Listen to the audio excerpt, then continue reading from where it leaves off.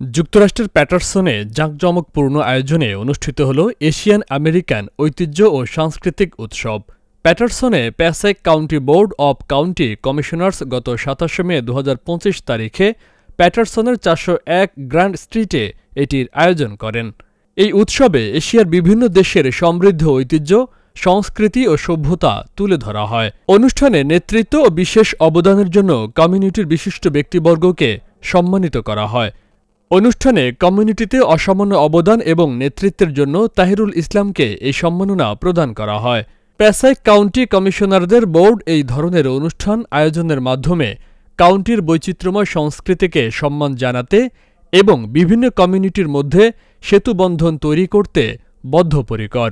এই উদযাপন এশীয় আমেরিকান, নেটিভ হাওয়াইয়ান এবং প্রশান্ত মহাসাগরীয় দ্বীপপুঞ্জের মানুষের ঐতিহ্য, অবদান এবং বন্ধনের প্রতি গভীর শ্রদ্ধা নিবেদন করে।